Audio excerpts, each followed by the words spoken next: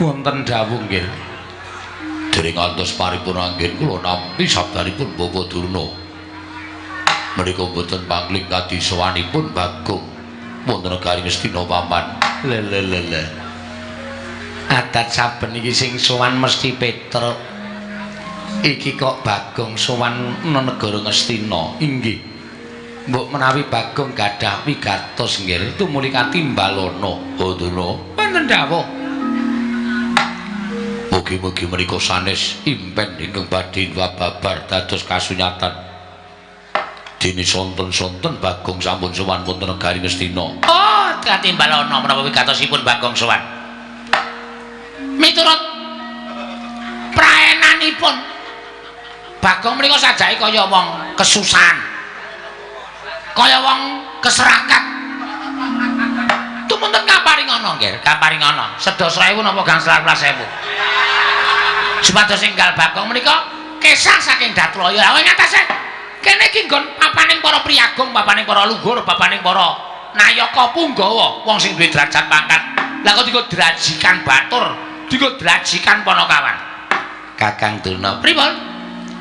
Mbok nek ngendika niku sing penak.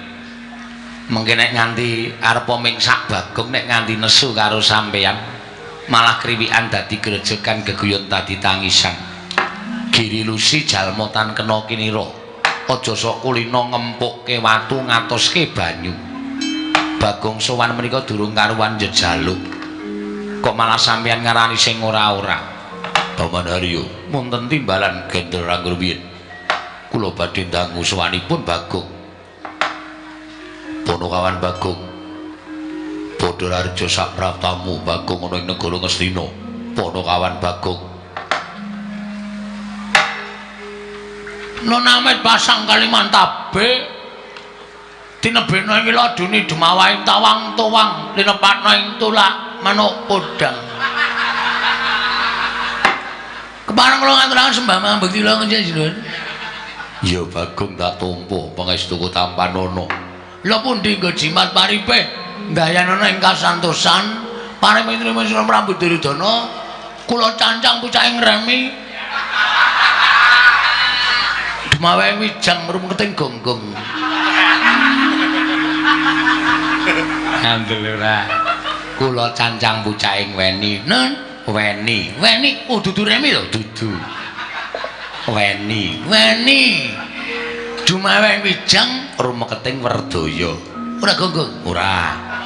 Rumketing Werdaya ndadosaken cahya nur cahya daging rakayuanan. Sinuwun. Ya Bagong. Prayoga nunggun mengadep sampun mboten kirang prayoga nggih kula ngabiyen sami kula mundur aja. Panakawan Bagong padha Raja Sapraptamu. Pathak patih.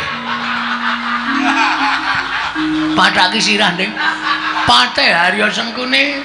Wilujeng bekti kula kunjung nggih Patih. Iya Bagong pangestuku Tampanono. Kula pundi nggo jimat paripe ndayan ning kasantosan. Oh. Bagong padha Raja Sapraptamu.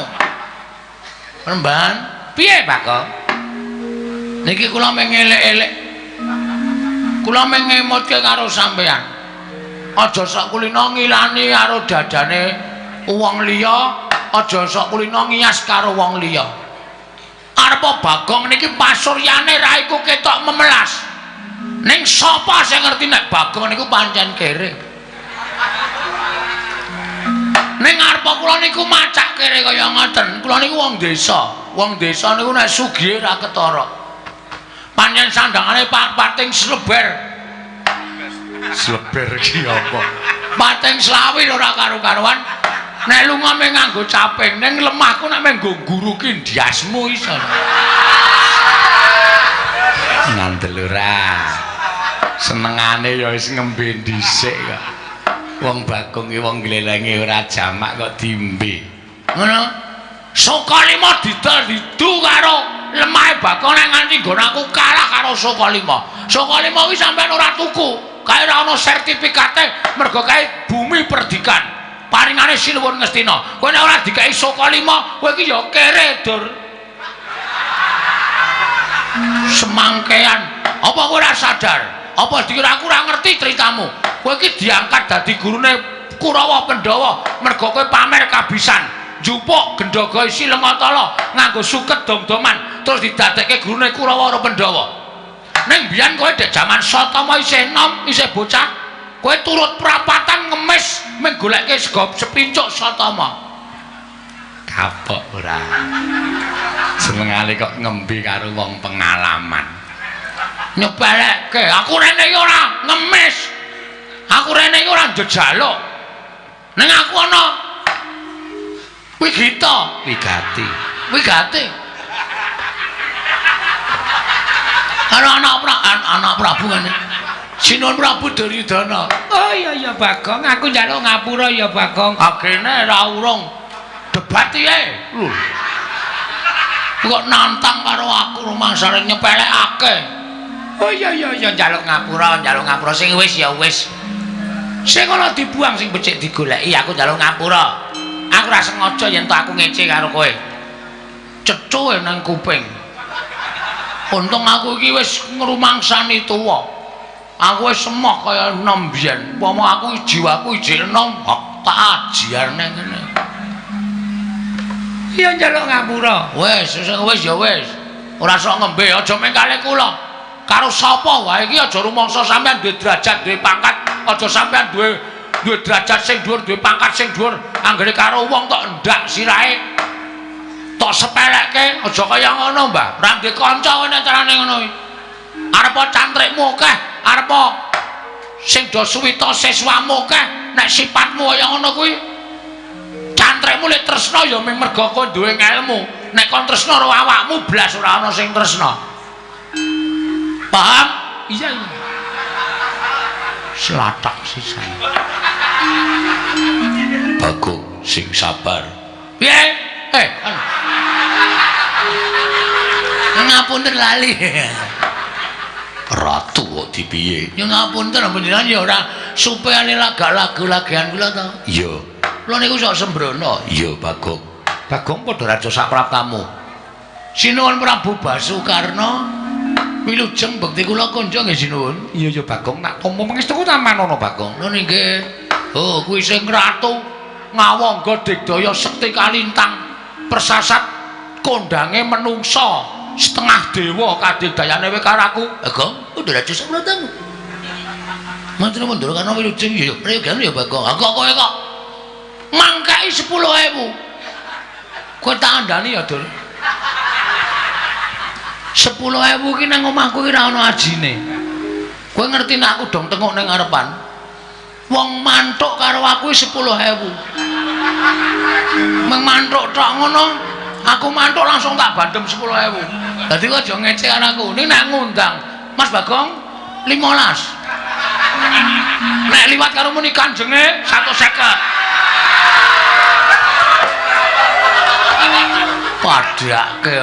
Padake cah tipis. Luwih saka tipis e. Bono kawan Bagong. Wonten dawuh sinuwun. Sowan tanpa tinimbalan. Nono. Bono wigati apa? Ingkang sepisan. Kula ngaturaken sembah sumung kemeng pangabekti kula kunjuk. Ya tak tampa. Dungkap angka kalih inggih menika sumene. Caedan. Dungkap angka sing arep tok pangan wae apa? Mboten nonton to? Ora ana. Oh nggih, sumene Kaliwati. Ing angka loro sowan kula menika namung mboten bedah kalian Sinuwun Prabu Duryudana, ning kula niku duwe gegayuhan, duwe pepenginan. Pepenginan apa? Ngaten sinuwun. Sawetawis kula tak cerita nggih. Iya, ora dadi ngopo. Mboten kesusu to? Ora. Kula niki kayane urip niku kaya kurang ganep. Ora ganep sebabe. Sebabe kula niku kok ngajanjane kepengin to sing jeneng wong urip niku ora kudu ngabekti karo wong tuwa. Upamane wong tuwa niku wis ora ana, ya saora-orane anak niku ndongake ana ing pesareane wong tuwa. Iya. Ning kula niki ora iso berbuat seperti ngono. Kula ra iso kaya ngenten niku merga kula niku mboten dong. Bapak kula niku asline sapa? Terus kula niku nuwun sewu nek bapak kula niku isih niku daleme teng pundi nek pun mboten wonten sareane teng pundi kula ajeng ndongake bapak. Kenapa kowe goleki bapakmu teko mapan negara Ngastina? Niki wonten sing aja-aja iku lho. Sing aja-aja iku sapa? Pria bertopeng hitam. Tegese piye? Tegese urung iso tak aturke inisiale sapa? Masih dalam rahasia. Didhawuhi supaya ngopo? Didhawuhi supaya kula niku nyuwun priksa karo pendhita kondang monyor-monyor. Kalau kengrat pendhita sing pancen wis anjayang bawana inggih menika Begawan Durna. Mila kula nyuwun mampun nggih sinuwun. Sowan kula nika mboten kan betah kaliyan panjenengan, kula betah nyuwun ngampil Durna sekedhap kemawon. Bakal mbok apa? Durna ajeng kula takoni bapak kula niku sapa?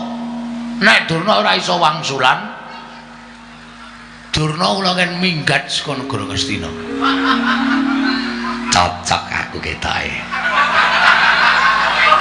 Wis nek ora ngono ndak tuman wae. Pendhita kok omongane kok marayati panas. Dipun paringaken kemawon nggih. Nggih. Rai ngaten. Bawa Durna kedah sampun jagung dan pun bagong. Menika langkung merayogi Bawa Durna. Bawa Durna. Kula wonten namung nggih. Bagong sowan betah kaliyan panjenengan. Lho.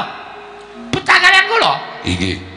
Wigatosipun? Monggo dipun mbak piyambak. Kula caosi kamardikan Bawa Durna. Durna ina panalingane lumajaring ratri. Dinenggak jangganira kapisanan.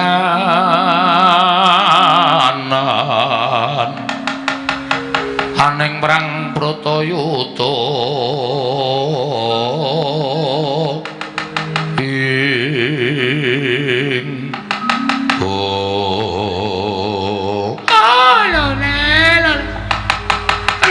Kempar manyar-manyar doneng dungkul wana dadi asas dadi wana Bagong nun ngendikane ana Prabu Duryudana kowe buta karo aku nggih butamu karo aku ngapa kula ajeng nyuwun prisa Mbah kula niku janjane dianak-anake saka sapa lan kula niku bapak kula niku sapa lho kowe iki goblok apa piye kowe 10-an taun nganti mangabad-abad melu karo Semar Badranaya cetha wong semene akeh padha ngerti yen kuwi anake Semar kok ndak takon bapakmu kuwi sapa? Kosike. Nek mung perkara kula anake Semar wae pancen ya do ngerti kabeh ning jebul setelah kula cek teng kelurahan niku ternyata kula niku mung anak pepekan. Kula niku mung anak angkat. Kula niki jebul di idopsa. Adopsi karo Semar. Lah asline kula pengen goleki karo bapak. Bapak kula sapa? Nek pendhita-pendhita ngendi pertapane nek ratu. Alhamdulillah aku anak ratu. Ratu ngendi negarane? Nek satriya ngendi kasatriyane. Lah kok dadi kowe takon aku? Ajane sampean pendhita ampuh. Perkara ampuh karo ora kene aku ora ngerti karo bapakmu. Mergo laire dhisik kowe. Kula ngerti nek lair ini dhisik kula maring sampean. Nek sampean iku kondang pendhita ingkang wasis ngerti karo lelakon sing panjenengan boten ngerti karo lelakon sing bakal lakon tegese netra sampean iki iso nyawang masa depan atau masa lalu. Mrengking saking menika nek sampean wis wani ngadeg dadi brahmana niku sampean kudu wani ngaturke bapak kula sapa. Nek sampean ora iso ngaturke bapak kula sapa, sampean kudu lunga saka negara Ngastina. Lho, kok sik kowe aja ngawur. Ya kok dadi kowe ngusir karo Begawan Durna. Saka pertapan Sukalima saka negara Ngastina iki karepmu piye? Derajatmu mung batur, derajatmu mung ponokawan kok ngusir karo Begawan Durna. Dasarmu apa? Lho, nek kula omongi dasare sampean mesti mengke kalah. Nggih napa mboten? Ayo Kakek, kandha dasarmu apa? Ngastina iki ndak iso apa? Lho, kagungane anak Prabu Duryudana. Ora penemu sampean. Mergo sampean dibayar. Dibayar karo anak Prabu, anak Prabu terus iki dibayar karo Sinun Prabu Ngastina. Tumuli sampean ngakoni nek sing duwe Ngastina niku Prabu Duryudana nek janjane ora, Mbah. Ngastina niku nggone Pandhawa. Merga sing dadi ratu sadurunge Pandhawa utawa anak Sinun Prabu Duryudana menika inggih menika Prabu Pandhu Pramuka. Ngawur. Prabu Pandhu Dewayana, Prabu Pandhu Dewayana. Niku Nalendra Ngastina. Apa ta sebabe? Kok Sinun Prabu Pandhu kok ora maringake negara marang para Pandhawa? Sap. Sap kuwi sebab disingkat dadi Sap. Sap Prabu Pandhu Dewayana dibanjut karo dewa. Dibanjut karo dewa nalika Prabu Pandhu niku nyuwun ngampil titiyane Sang Hyang Jagat Girinata inggih menika Lembu Andini dienggo titiyane Dewi Madrim. Dudu Bathik Madrim lho. Dewi Madrim. Nganti Prabu Pandhu sumpah menawi pulun Sang Hyang Jagat Girinata menika maringaken ngampil Lembu Andini benjang pejah kula sagah manjing wonten ing neraka. Ngoten niku. Monggo Prabu Pandhu pun nate nampi sumpahe Kidang Kimindama. Do nalika Prabu Pandhu bedak wonten ing alas ana kidang loro lanang wadon arep do piye? Ora usah tak genake, sampean wis ngerti dhewe jaman sampean karo jaran. Hus. Melancang ucapmu, ayo wis ngono kuwi. Lagi do ambus-ambusan. Jeneng Prabu Pandhu dipanah. Terus Badar Resi Kimindama nyupata karo Prabu Pandhu. Pandhu ana wong arep sakaron sih, ana wong arep saresmi kok tok ganggu. Mula kowe iso nek nganti wani campur karo bojomu ing kono bakal tibaning pesthi kowe tekaning pati. Sedhe Prabu Pandhu. Piye ndek bojo loro? Lah iso dikapak-kapake. Nah, Prabu Pandhu tumuli dibanjut dening dewa. Sampune dibanjut merga Pandhawa isih cilik-cilik, Prabu Pandhu tumuli nitipke negara kalian rakanipun inggih menika Prabu Destarata. Kakang Adipati, kula titip negari benjang menawi Pandhawa sampun dewasa kula maringaken dhateng Pandhawa. Ning wangune Prabu Destarata ngemut gula krasa legi luwe-luwe. Diojo-ojoki karo kiwa tengening Prabu Destarata, ya kuwi adine Ipe. Adine Ipe, Prabu Destarata sapa? Aku. Wis ngaku wonge wis ngaku. Terus nganti tekan mangsane negara Ngastina dadi darwahe Prabu Duryudana nek jange kuwi nggone para Pandhawa. Lho, jaman Prabu Pandhu kaya ming abdi kaya ming batur. Kosek. Sing yasa Ngastina iki Prabu Sentanu. Aku ya momong, Mbah. Prabu Sentanu yasa negara Ngastina.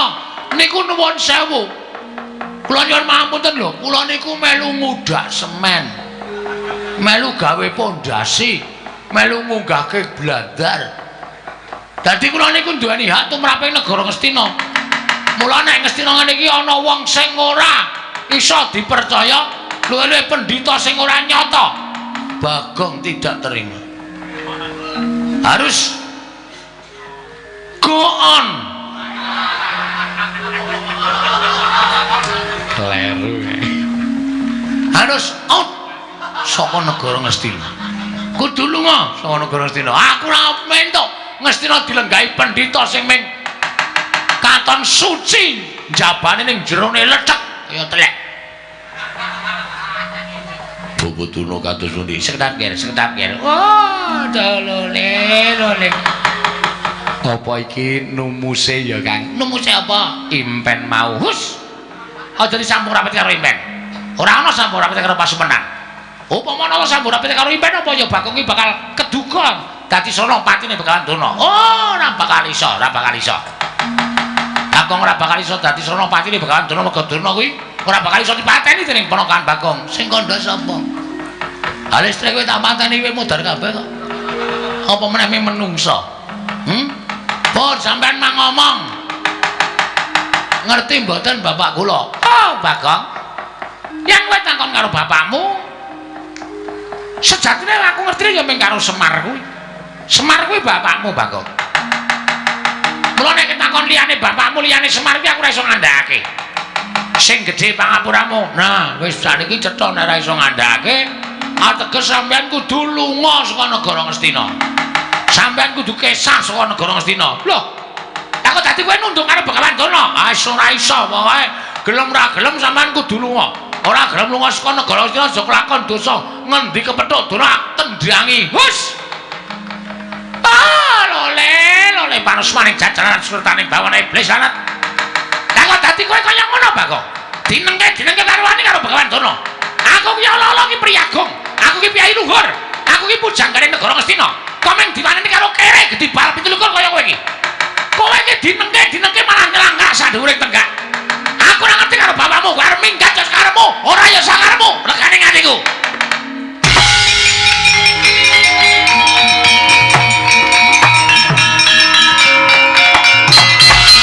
Yo, kowe kaya ngadeg.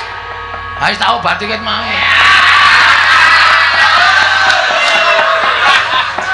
Satu jam sebelumnya. Mula aku nek krungu swara terus mbregenggeng ngadeg dhewe aku langsung piye adunake kaya ngono padake. Kowe aja waton ngawuh gawar ngawur Dur. Kowe ngunekke aku wong gedhi bal 17 wong elek nyolok mripat.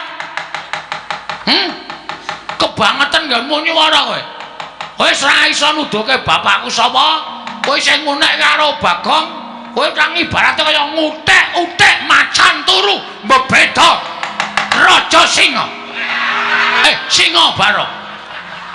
Penyakit to. Pancen penyakit ya, Dur ya. Lho kowe wani marang krek ning ngarepe Begawan Durna. Sing tak wedeni apamu, ha? Sing tak wedeni apamu? Nek meng kowe nesu nek aku ora wedi, aja kok kowe. Prabu Duryudana kok nesu. Bagong ora wedi. Sengkune iki apa? Kok nesu sisan? Prabu Karmen. Karna iki kok nesu. Aku ora wedi. Kartomarma Sato sak kancane Kartodendra, Kartopya, Kartoadang. Kabeh kok nesu aku ora wedi. Bagong nek nesu ora iso ora dioso-oso. Dadi aku wis niat tenan bengi iki. Nek pancen sapa sing tak takoni, bapakku ora do ngaku, ora ngomongake Nalendra Brahmana, ora ngomongake satriya, senopati, lurah. Aji arep. Padak ke apa? Mangkel tenan aku. Ngaku ora bapakku sapa? Aku ora ngerti. Wis tenan ora ngerti. Ora ngerti. Tanteni sak rampunging pasewakan tak adiang kowe ning jaba. Bar bali liwat ndi? Aku wis cecek nang ngarep gepura negara Ngastina. Durna ketok jiotosi. Mboten sah lole-lole ditanggung kok ya. Wong sampeyan niku Bagong teko ya wis ngeras suarane ora penak.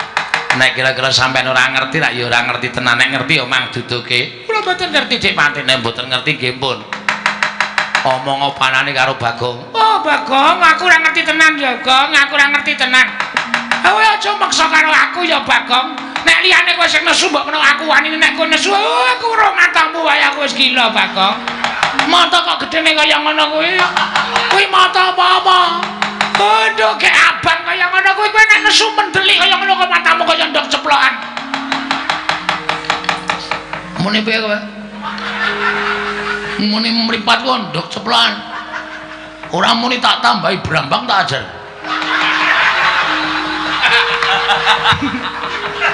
Tak ajar tenan lho. Ora nyepeleke lho.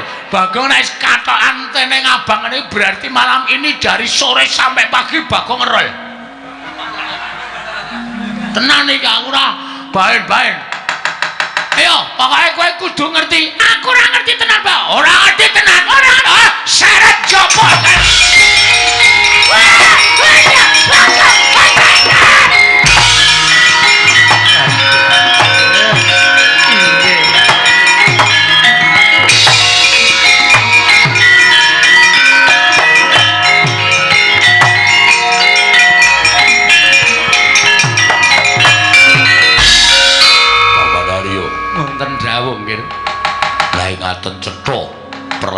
lajeng kula tampi bawa Durna badhe nandhang kesisahan krana kula nampi werlampi lumantar merganing pasumenan. Inggih. Menika lajeng kados pundi? Kula semanggaken dhateng paduka anak Prabu Ngastina mangkebyake para sata Kurawa. Kon bilani Bapak Durna Bagong dikroyok aja nganti cilik loro gedhe tekaning pati pujangganing negara Ngastina.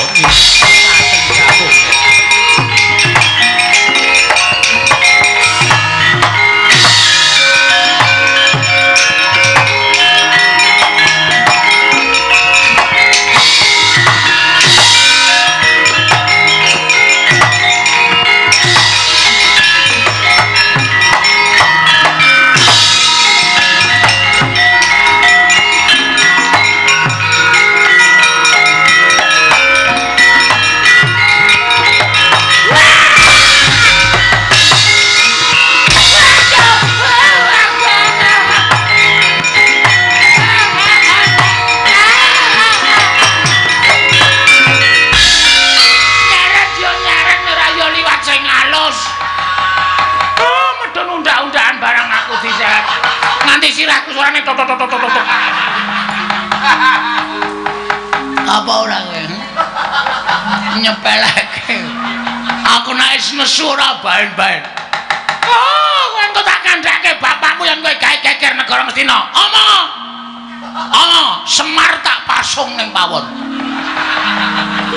Ora bakal wani Semar ngelekke karo aku. Gareng wis tak ancam, Petro wis tak ancam. Truk, Reng. Ya bengi iki arep dadi lakon. Nek kowe arep ngisuh ngandhane awak. Kampak sirahmu. Do pucet sirahe. Mula bengi iki aku gleleng tenan. Oh, kowe kok bakal dikeroyok dening Sata Kurawa. Piye? Keroyok dening para Sata Kurawa. Lho, Bagong rene iki ora mung ijane. Lho. Kowe nggawa kanca? Nggawa. Wong pira? Wong 5. Papat 5 karo aku wis pas. Arep perang para gonggong arep.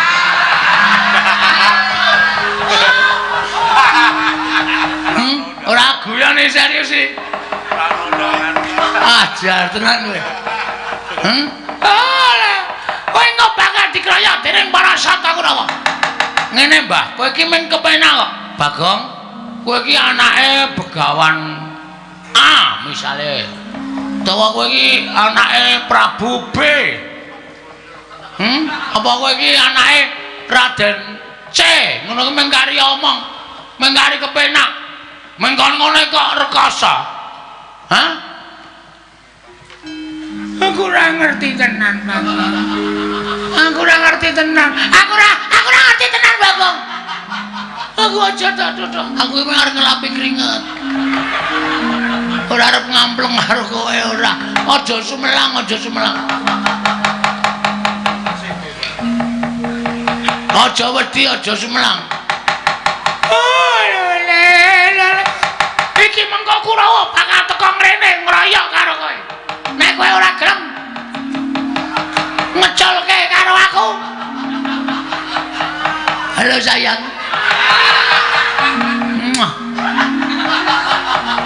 Karo kowe. Ora karo kowe. Jijik aku. Untune ae ireng-ireng ngono.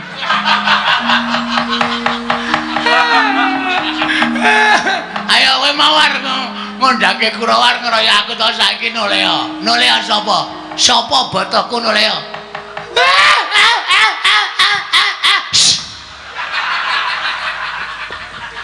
Pendhita kok nangis kaya Yamaha 75.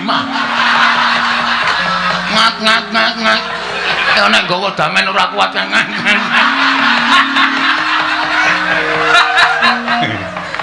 Piye, Kong?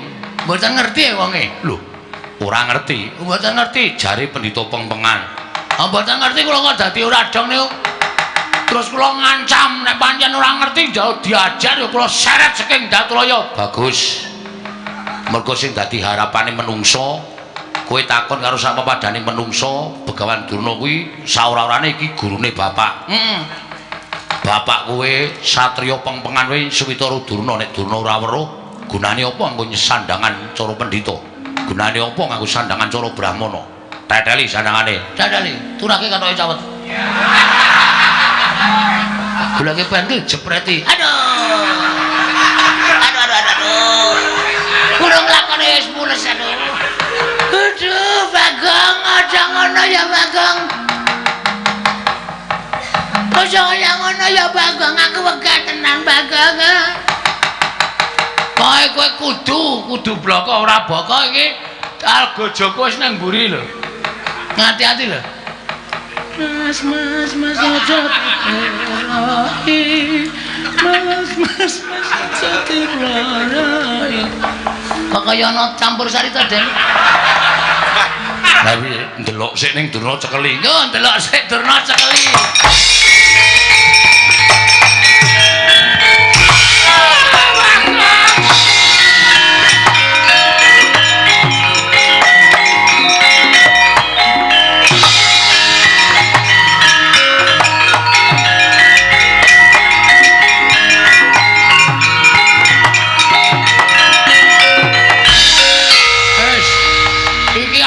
Seneng-seneng wis paripurna. Lagu terakhir ya kuwi Liwung. Kowe saiki ngaku ora wis tak nehi kesempatan tak nggo mikir selama aku ndelok bintang tamu. Iki mau kowe takon mikire wadene kowe ora iso menehi keterangan karo aku. Kaya jumbuh kandhaku ngarep kowe kudu lunga saka negara Ngastina.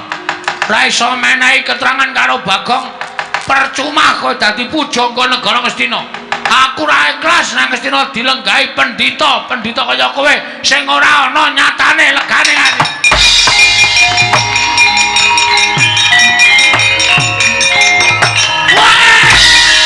Kowe ladan.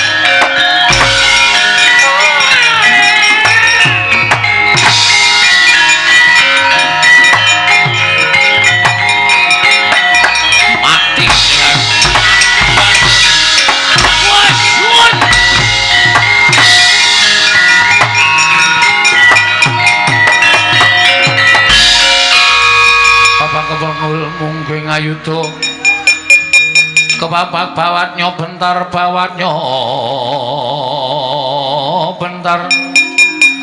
kebabaknya mungguing ngalogo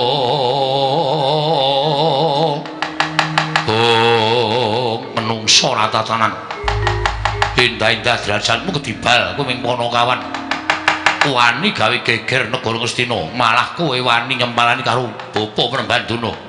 Bagong, aku sing ora nrimake sawangan Kurawa segelar papan bakal sak biantu karo bapa Prembanduna. Apa bareng kira aku wedi ha? Blas ora ana wedine aku. Nek meng Kurawa wae aku ora jinjo mula aku wani ngaret-aret Begawan Durna pancen tak pancing niatku men Kurawa nesu karo Bagong. Nah, dipangan umpanku karo kowe Karta Mondol. Karto Marmo. Arep apa kowe? Arep nganu ngajar Bagong ora wedi aku. Bali ora kowe. Sesuk ora bali, saiki ora bali.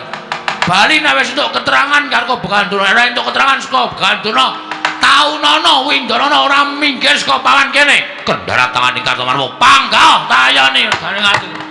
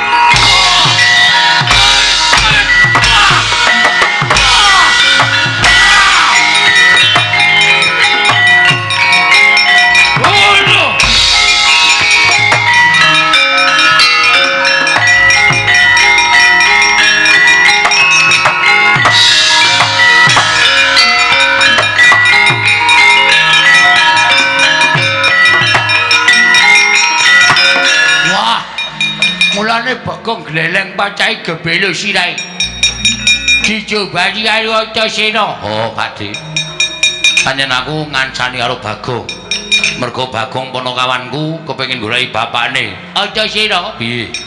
Mudula. Bagong tekan ya kricuk cadak kecil sikile. Harta kapake bojo cari kricuk sikile. Undurna Antasena sik jebal jajau dibano. Yo. Modal. Wejan. Modal. Iya. Modal we. Hot. Wah.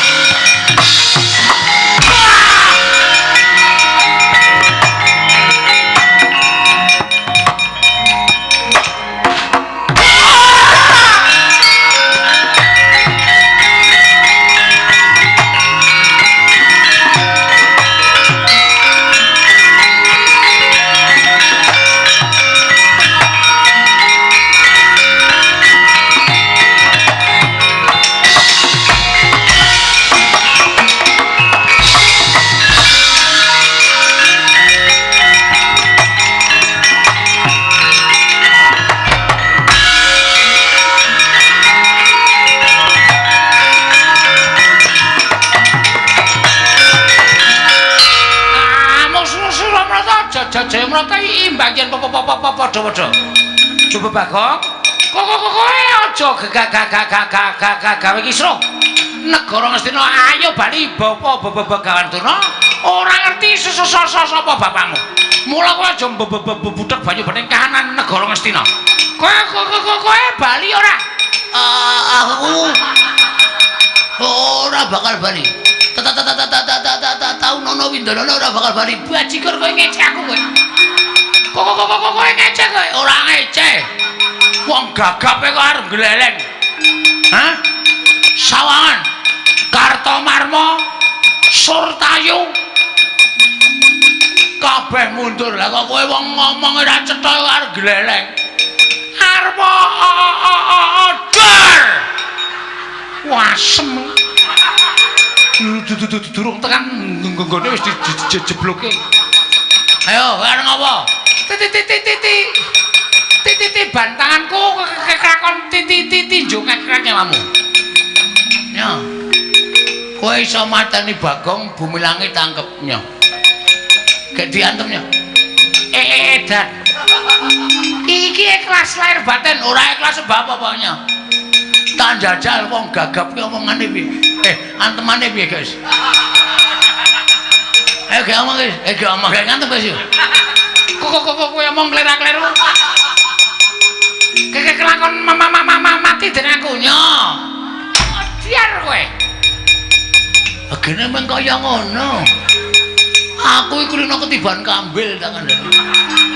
Dadi nameng antemamu ora sepiro wae. Lho. Kowe rasa gleleng, mula aku wis tak omong karo kowe to. Kowe iki nek gleleng senengane ora sok kaya ngono kuwi. Asem perang disambi golek laron. Kayane kaya eman-eman iki nek nggon aku wis tak campuri ndok. Temanja banget. Ayo nana pancen kowe. Titik. Oh, mencok raiku barang teman. Wah, walesen. Cici taksi. Aku walesen. Kepiye?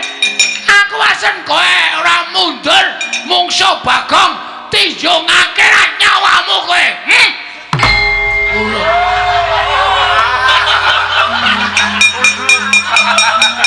Kapokmu kapan? Penabuh iso tak hapusi. Kowe aja sembrono. Ayo. Gek angon markane Pak. Tenan saiki tenan yakin. Aku ora ngapusi aku yakin. Ndak aku ngerti dihapusi penrawit cilaka aku mati jeneng aku.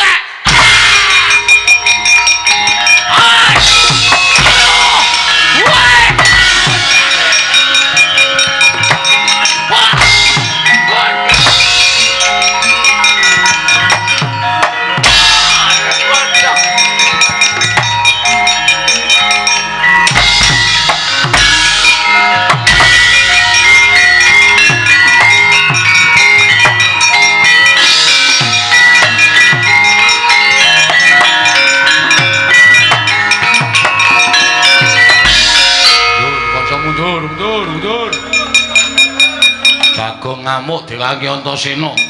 Kurawa bubar mawon. Mundur.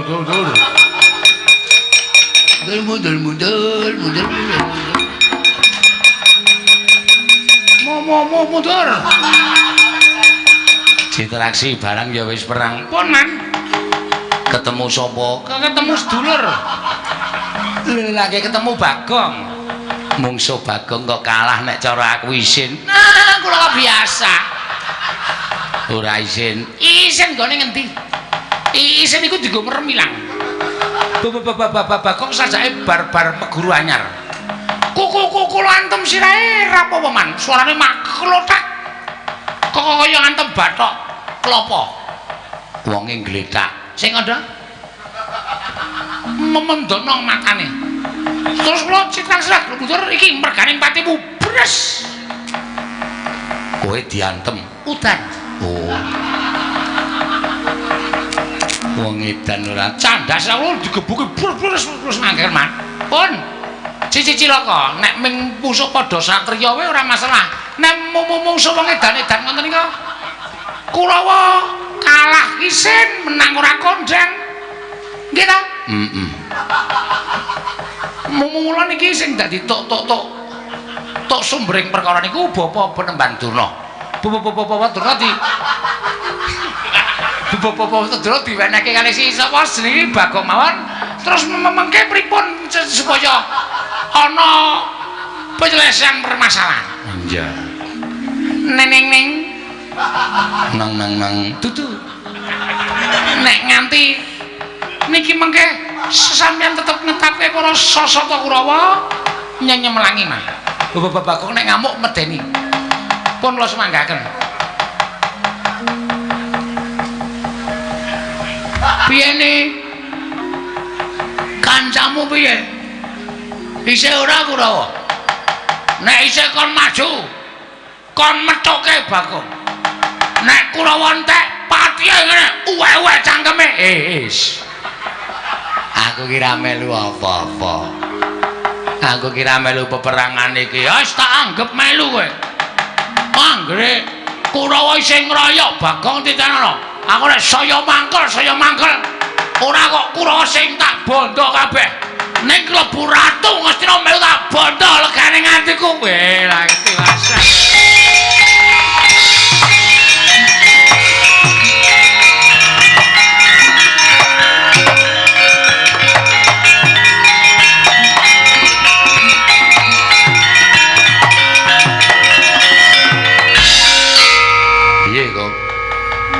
piye aniki sing disandra wau malah mlayu sapa Durna lha aku ngoyak kowe dilarak karo Pak Dikartomarmo Durna ora ana sing jaga mula Durna mlayu niku kudu kecekel kudu ditakoni teng pundi bapak kula nek ora iso kecekel ngrekoso arep takon sapa meneh ora takon Begawan Durna terus karemu sampean tanggung jawab iso nyekel Begawan Durna tak cekeli kowe ngoyak saka kene aku tak ambles kuwi tak methuke saka kono. Siap.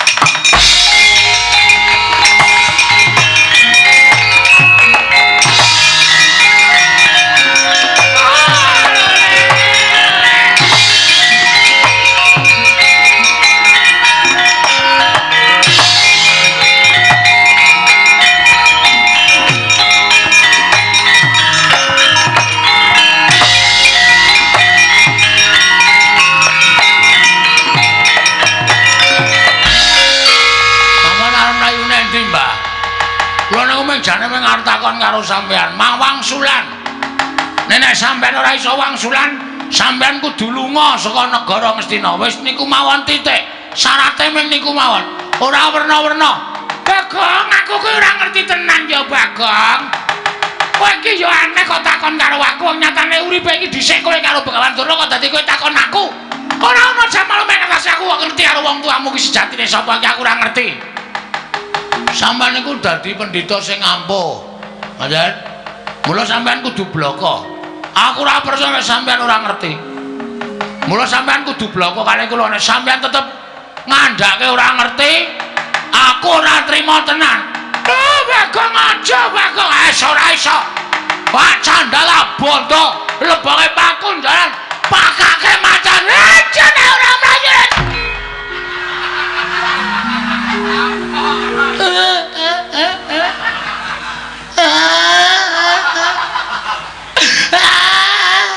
Ngopo, Mbak? Bagong, aku minta maaf. Aku njaluk ngapura. Aku ora iso ngandhake bapakmu, Bagong. Aku aja to pilala ya.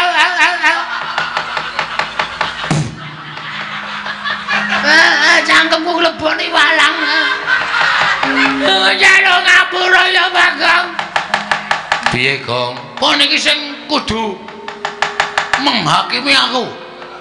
Asli aku wis. Aku mangkel nek carane ngene iki. Saman bloko mboten. Aku ki ora ngerti. Aku ki ora ngerti tenan, Bagong. Wis, ora ngerti. Titeno. Tendangi siramu. Sik, Gong, sik, aja ngawur. Iki pendhita lho, Gong. Terus nek pendhita tok kurang ajari tok tendangi sirahmu, aku sing ora trima.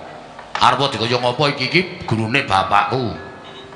Durna ki tau tate mulang ilmu karo bapakku. Kena kowe nesu ning aja terus mulasara kaya ngono. Bener Antasena. Matur nuwun ya putu. Aku wis tak lindungi. Meneng wae tak rembuke sing apik-apik, Mbah. Iki lho cah Bambung ning ngerti tata krama. Ora terus sampe naik dhewe. Terus ra entuk ditutuk dijotosi ra entuk. Ora entuk. Kena kowe takon ngoyak kena ning aja nganti nibake tangan. Kowe jane melu ngendi kowe? Mulak malih kowe no, Sena. Ora positif kowe. Ora grape netrane ngono kuwi.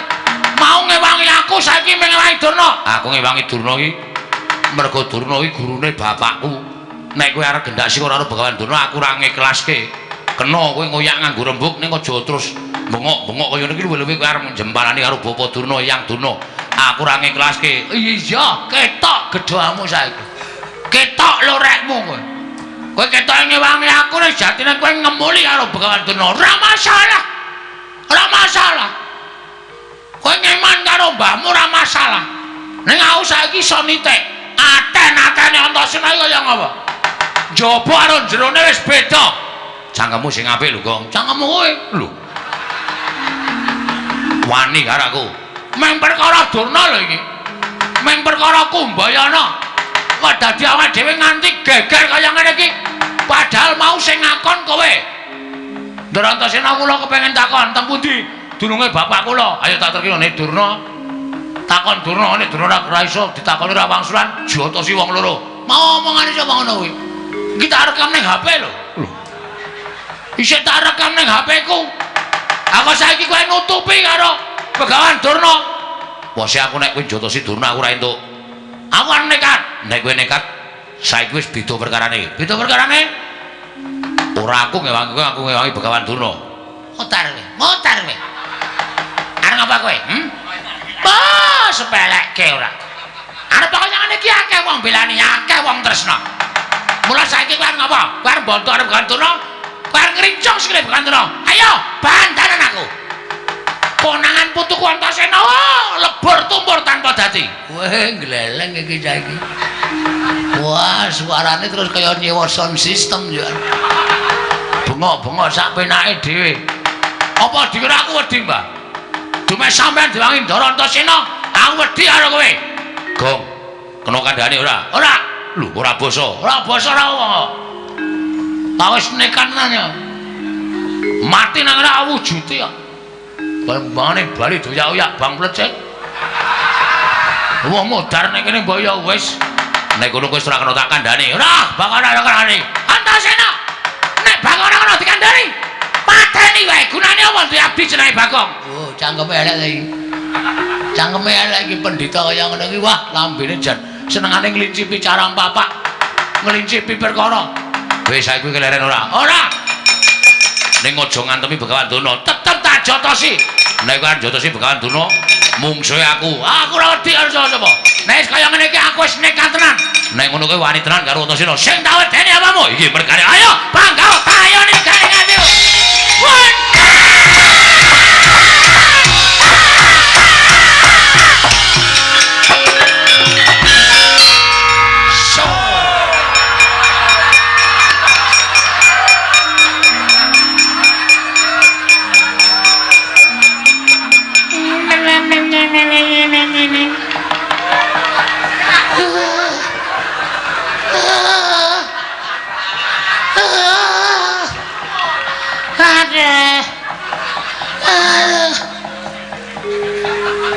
kok ora hafal sandiwara.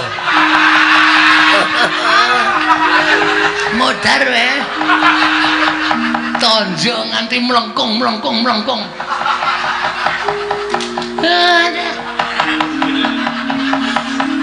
Pasir. Pripun Kakang Durna? Kula manggotong. Kula manggotong. Bayak tugel. Waduh, nenek iki. Mesti di gift. napa? Di gift. Digip. Gift kok ya gelem kok kula. Mana wae lah eneng sene wangi. Lah tak gawa mlayu ketiwanan.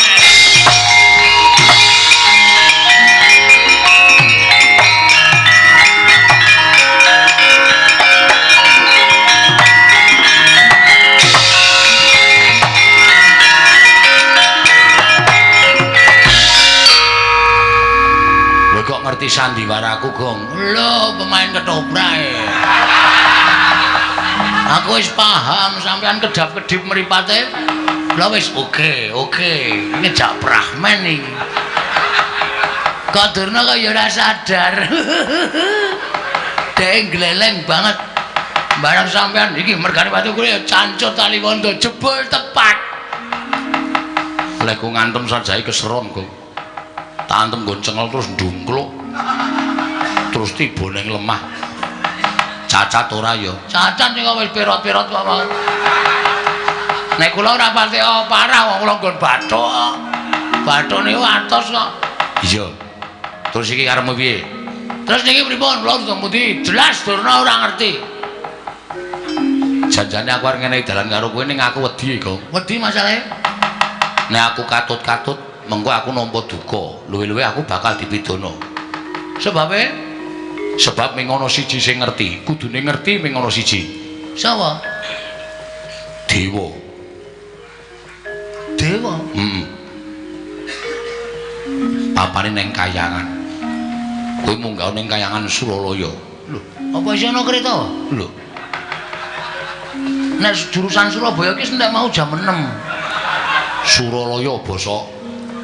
Wah, Suralaya to? Heeh. Krunguku Surabaya. Suralaya. Terus matura Bathara Guru, bapakmu sapa? nek Bathara Guru ora ngerti, tak bubarke murite. Lho. Murite sapa? Murite Bathara Guru. Bathara Guru ki udu guru sekolahan kuwi udu ning Bathara Guru. Oh, lu tau ketemu e? Tangane papat. Wah. Nek kosokan suwe kuwi. Lho. Kok suwe? Keleke papat e. Ndak sung. Kelek loro wis suwene ra jama-jama kok keleke papat. Kuwi Kayangan ana kene takon, Bu Kulun, kula nyuwun prisa bapak kula sinten? Nek Bathara Guru ora ngerti, Amuk. kowe kok seneng banget nek ngajani aku elek kowe. Lah arep ngopo nek ora ngerti arep ngopo? Nek aku modar seneng. Iki mung titahe. Dewa ki wong sing nguasani kayangane. Ditau kaya aku nek nyawang karo kowe iki titah sing kena lara lumbeting pati. Maksudnya? Iso lara ning ora iso tekaning pati. Wah, marekoso lho kuwi. Nek upama lara nganti lara banget aduh monggo ora mudar-mudar malah kesiksa lho. Mbok kata-kata kuwi dilangi wae. Ora kena lara, ora kena pati, ngono malah penak. Kowe titah sing ora kena lara, ora kena pati. Nah, munggah ning Kayangan. Ora ana sing iso ngalahke karo kowe. Yakin aku sumpah. mun nek nganti kula kalah cemplungke Kawah Candra di muka, Tak susul. wah, bluk iki menan. Iki meng kata-kata kosong iki mengane. Iki nek carane majalah ming pawartosan kasunyatan iki. Engko aku nyusul nek kira-kira kowe sing menang aku tak ning donya wae engko ndak dikira aku sing aja-aja karo kowe. Ngoten nggih? Iya. Oke, ora masalah. Terus kayangan niku liwat Ngabur. wah niku tikete larang. Mabur piye carane kowe anake Semar? Ning nganti ra iso mabur percuma. Ala dene kuwi anake Semar, anak angkate Semar, kan golek karo bapakmu sing tenanan ming mabur kok ora iso. Oke. Mang tonton Den. padake arep ngopo kowe matek aji tekan kayangan lho muga-muga ora temangsang mabur kok temangsang ora nganggo kendali rak mabur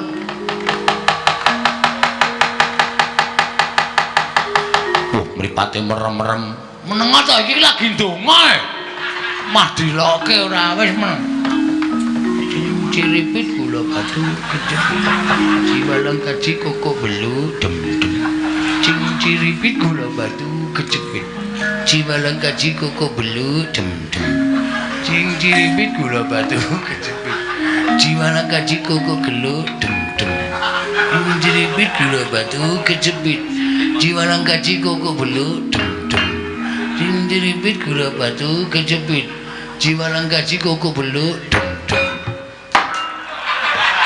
misro ta wis munggah nelemu nganggo aji-aji kaya ngono kuwi tekan kayangan sesuk malam minggu bus ngono ora duwe nang Madurana